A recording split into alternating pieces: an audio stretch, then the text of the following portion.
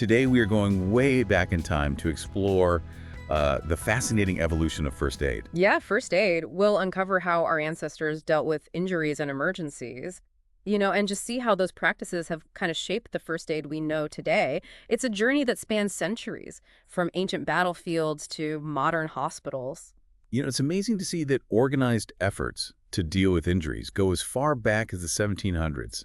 Back then, there were no antibiotics, and the understanding of hygiene was pretty limited. Yeah, imagine the challenges they faced, right? Survival rates must have been drastically different back then. But what's fascinating, though, is that even without all the medical knowledge that we have today, they recognize the need for a system to manage injuries and emergencies. It makes you realize that the instinct to help others in need is deeply ingrained in us. It's not just some modern concept, it's something that has been a part of humanity for centuries. Absolutely. And as we move into the 1800s, we see a surge in the development of more structured first aid practices. This period really marked a turning point. So what sparked this shift? Well, the 1800s saw a surge in scientific advancements and a growing understanding of human anatomy and physiology. This new knowledge revolutionized how people approached first aid. So it wasn't just about stopping bleeding anymore. Not at all. The discovery of germs and the importance of sanitation led to a focus on preventing infection. It completely transformed the way people thought about treating wounds. And it's around this time that we see the Red Cross enter the picture, right? Exactly. The founding of the Red Cross in Switzerland in 1864 was a pivotal moment in the history of first aid. They quickly became a global leader, particularly after the World Wars, advocating for and providing first aid training to everyday people. Speaking of the Red Cross, Mhm. reading about their role in World War II really hit home for me. My grandfather served as a medic, and he always emphasized how basic first aid knowledge saved countless lives on the battlefield. Yeah, that's a powerful testament to the impact of first aid, especially in those critical moments when access to advanced medical care might be limited. It's like a chain of survival, where each link from the initial first aid response to the arrival of professional medical help plays a crucial role. And organizations like the Red Cross have been instrumental in strengthening those links throughout history. And that brings us to the present day, where first aid training is more critical than ever, not just for major disasters, but for the everyday mishaps that can happen anytime, anywhere. It's incredible how first aid has evolved, from those early practices on battlefields to what we have today. Right. It's not just about treating cuts and scrapes anymore. Absolutely. Modern first aid has expanded to include a wider range of situations and skills.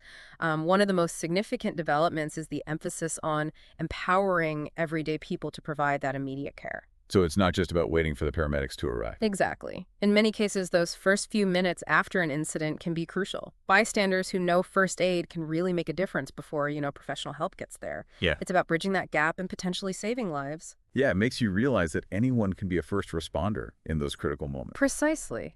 And it's not just about knowing CPR or how to stop bleeding.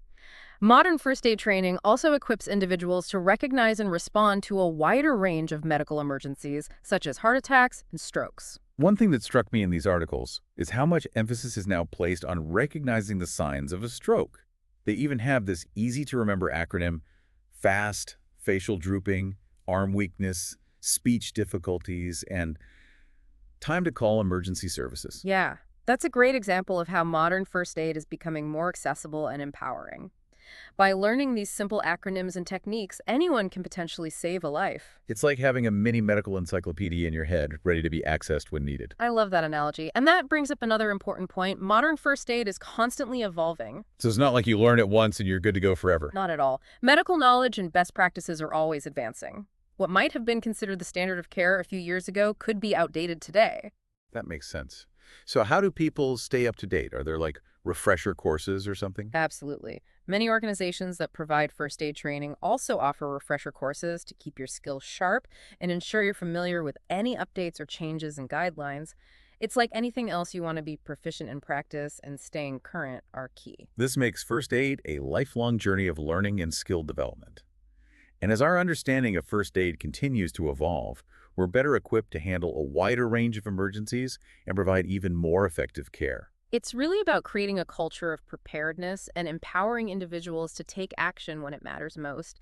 And, it's fascinating to think that As more people embrace this knowledge, we're collectively building a global safety net. It's like each person who learns first aid becomes a thread in this massive tapestry of care and support, ready to step in when someone needs help. What a beautiful way to put it. And that sense of interconnectedness, of being part of something larger than ourselves, is what makes first aid so much more than just a set of skills. It's about human connection, compassion, and the power we all have to make a difference. You've hit the nail on the head. And I think that's a perfect note to wrap up this part of our deep dive. Welcome back to the Deep Dive. We've been on quite a journey, tracing the evolution of first aid from its humble beginnings to the sophisticated systems we have today.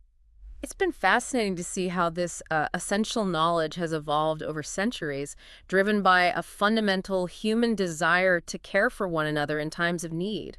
And that's what makes first aid so universally relevant. It transcends age, profession, and background.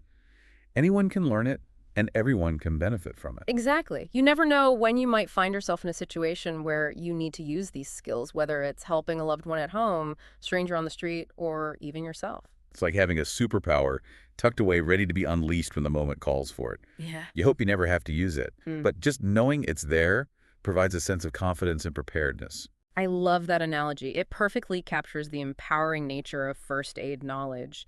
And it reminds me of something I came across in our research that I wanted to share with you, the concept of psychological first aid. Psychological first aid. I've never heard of that before. What is it?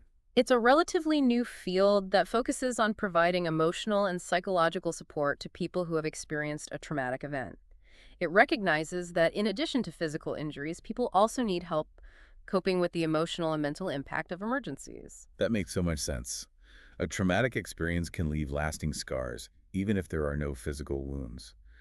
So how does psychological first aid work? What kind of support does it offer? Well, it involves things like creating a safe and supportive environment, listening actively to the person's concerns, providing reassurance and practical assistance, and helping them connect with social support networks. It's about addressing the emotional and psychological needs that often arise in the aftermath of a crisis. This really highlights how the field of first aid is constantly expanding to meet the diverse needs of people in various situations.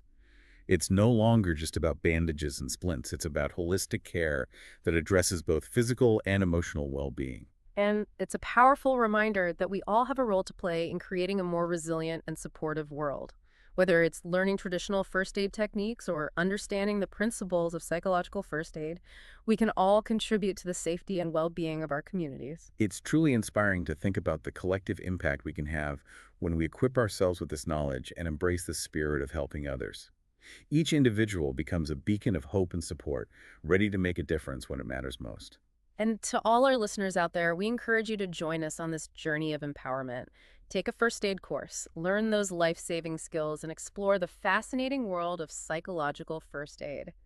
You never know whose life you might touch with your knowledge and compassion. Thank you for joining us on this deep dive into the ever-evolving world of first aid.